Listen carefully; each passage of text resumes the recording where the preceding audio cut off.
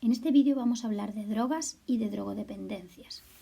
Al principio, lo que os voy a explicar es lo que es una droga.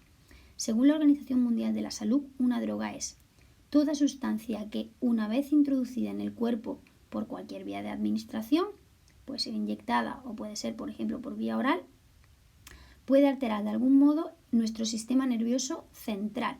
El sistema nervioso central es el que está conformado por nuestro encéfalo y nuestra médula espinal. Y además es capaz de crear dependencia, ya sea psicológica, física o ambas a la vez.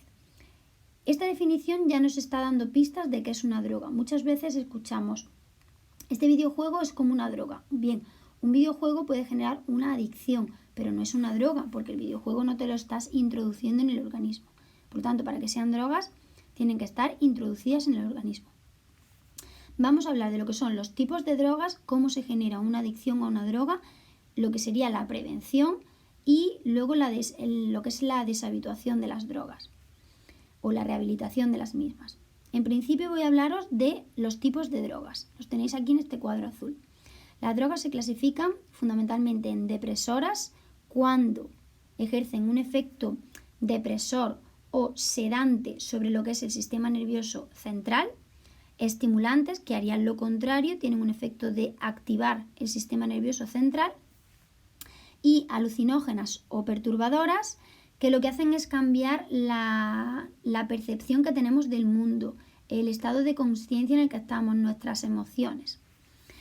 Ejemplos de drogas depresoras del sistema nervioso central, pues tendríamos, por ejemplo, el alcohol. Todo el mundo cree que el alcohol es un estimulante. No, el alcohol es un depresor del sistema nervioso central.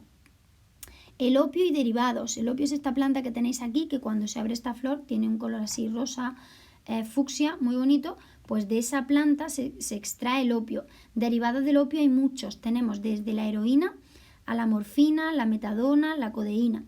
La morfina, por ejemplo, se utilizaba ya en la Primera Guerra Mundial para eliminar el dolor en las operaciones. Luego se purificó en un laboratorio, se potenció su efecto y se extrajo la heroína, que es extremadamente adictiva y extremadamente invalidante en lo que es el deterioro físico que experimenta la persona que toma heroína. La metadona, por ejemplo, es menos fuerte y se utiliza incluso para lo que es la desintoxicación de las personas que toman heroína. Y la codeína también es otro derivado del opio. Luego tendríamos los ansiolíticos, que son los tranquilizantes, que hay muchos en la industria farmacéutica, son también depresores. Y los hipnóticos, sedantes y somníferos, que están relacionados entre sí, que también deprimen el sistema nervioso central. Vamos con los estimulantes.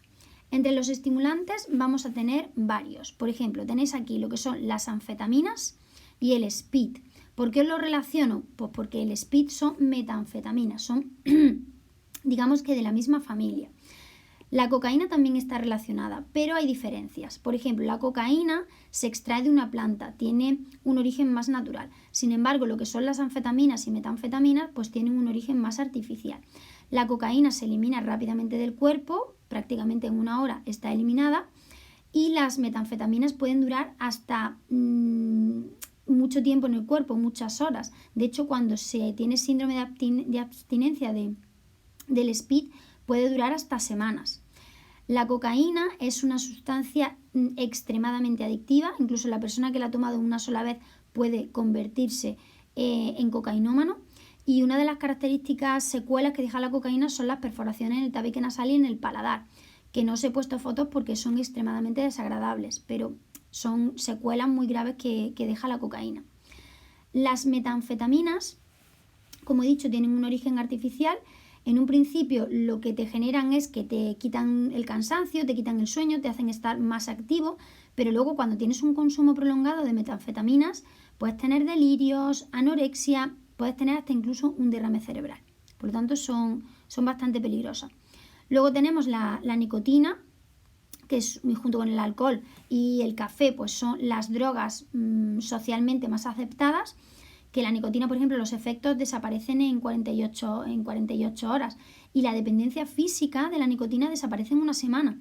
Por eso cuando las personas quieren dejar de fumar, elegir la semana en lo que lo van a hacer es muy importante, porque una vez superada esa semana sin tabaco, ya luego todo va a ser mucho más fácil. Y luego otras sustancias estimulantes pues serían la cafeína, la cafeína que está en el café, la teína que está en los tés y luego la teobromina que está en el cacao natural. Vamos ya con las alucinógenas o perturbadoras. Bueno, entre las alucinógenas o perturbadoras tenemos al LSD. El LSD se llama dietilamida del ácido lisérgico. Fue una droga que se utilizó mucho durante los años 60, que daba los llamados viajes de ácido, que es que pues no sabías dónde estabas, no sabías lo que estabas viendo, pero ojo que estos viajes podían llegar a durar hasta 12 horas y si tenías un mal viaje pues podías tener pánico, confusión, terror, encontrarte en situaciones de peligro, porque aquí te estás quedando con una falta de juicio, aparte de los efectos físicos como taquicardias fuertes, pero tienes una falta de juicio que, por ejemplo, tú puedes pensar que quieres volar y tirarte de un 7º piso. Por lo tanto, es una droga extremadamente peligrosa. Luego tenemos la mescalina, que se extrae de 2 tipos de cactus, pero es una droga que se utiliza sobre todo, o se ha utilizado sobre todo en Estados Unidos, en México, en Texas, donde existen estos cactus.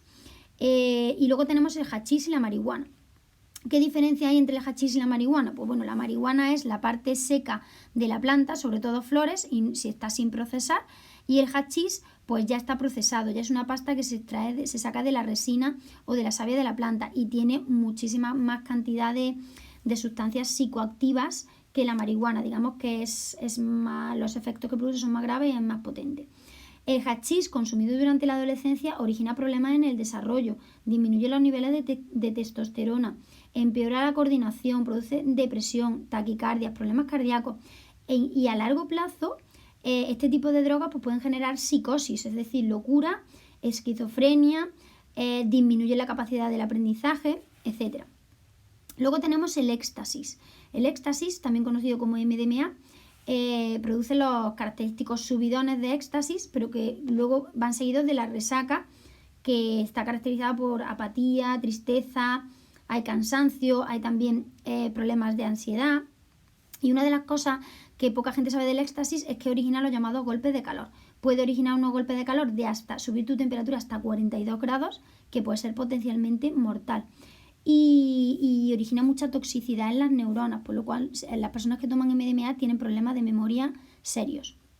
Y luego tenemos los inhalantes, como por ejemplo la gasolina o el pegamento, que incluso con poco uso pueden originar lesiones físicas y psíquicas permanentes. Su uso ha estado relacionado con adolescentes de un nivel socioeconómico bajo porque son bastante fáciles y baratos de conseguir, desgraciadamente. Vamos ahora con lo que significaría cómo pasamos de un uso de una droga a crear ya una adicción o dependencia. Bueno, un uso es cuando hay un consumo experimental u ocasional que se para ahí y no tiene regularidad en el tiempo ni nada. Pero cuando ese consumo ya está amenazando tu salud física, mental o de bienestar social, ya estamos en un abuso. El abuso está relacionado con la tolerancia. ¿Qué es la tolerancia? Pues que tú desarrollas una resistencia a los efectos de esa sustancia tóxica y empiezas a adaptarte a ella. Entonces, como te estás adaptando, cada vez necesitas mayores dosis para conseguir el mismo efecto. Esta tolerancia va a llevar a la adicción o dependencia, que es la necesidad de la droga para poder funcionar adecuadamente. El consumo, veis aquí este chico que está atado con 2 cadenas, pues el consumo ya pasa a ser prioritario, se considera que es una esclavitud. Esa dependencia puede ser física o puede ser psíquica. La dependencia física ocurre porque nuestro cuerpo ya se ha estado acostumbrando a funcionar con esa droga y entonces cuando ya no tenemos la droga, pues hay trastornos en el funcionamiento de nuestros órganos. Entonces eso puede generar temblores, sudoración, vómitos, dolores, etc. Lo que es llamado el síndrome de abstinencia o vulgarmente conocido como mono. Y la dependencia física se origina porque, claro, las drogas al originar un efecto placentero, cuando no tienes drogas no tienes ese efecto placentero y entonces la persona pues manifiesta malestar, ansiedad e insatisfacción. Para no llegar a esto hay que trabajar en lo que es la prevención de las drogas. Aquí tenéis un decálogo de algunas cosas que está dirigido a los padres, pero que es bueno que vosotros lo conozcáis también. ¿En qué consiste la prevención de las drogas? Pues consiste en una serie de puntos que intentan que nunca se llegue al consumo de esas drogas. ¿Por dónde empezamos? Empezaremos por el ejemplo. Si se vive en una familia donde hay consumo de drogas, pues tendrá muchas más posibilidades de ser consumidor de drogas. Por lo tanto, hay que manifestar el ejemplo. Si un padre fuma o una madre fuma, pues sus hijos es más fácil que fumen. O en el consumo de café, alcohol, etc. El segundo punto es conocer a las amistades. Las amistades también son muy importantes porque a nivel adolescente, no sé si sabéis que lo que es la presión de grupo es más fuerte. En un adulto pues tiene mucha más capacidad de ser asertivo y de decir esto lo quiero, esto no lo quiero, pero un adolescente se ve más cohibido y muchas veces sigue a lo que es el grupo, lo que es el rebaño. El tercer punto sería educar en valores positivos hacia la vida. Claro, si estamos educando en un ambiente criminal en lugar de un ambiente moralmente adecuado, pues es mucho más complicado prevenir el consumo de drogas. Motivarles a amistades positivas, está relacionado con el 2. Si nosotros tenemos amistades buenas, que son gente sana, que no son gente tóxica, que no consumen este tipo de material de drogas, pues la presión de grupo va a ser mucho menor y entonces mucho menos peligro de caer en el mundo de la droga.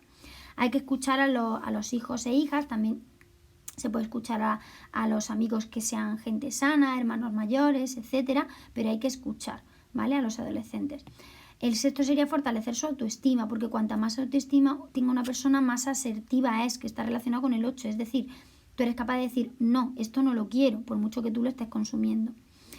El 7 es muy importante. Hay que hablar con los hijos, en este caso con los alumnos, sobre las drogas. Tenéis que saber qué son, qué efectos producen, qué secuelas pueden dejar, cómo se generan las adicciones. Es muy importante tener información en este sentido.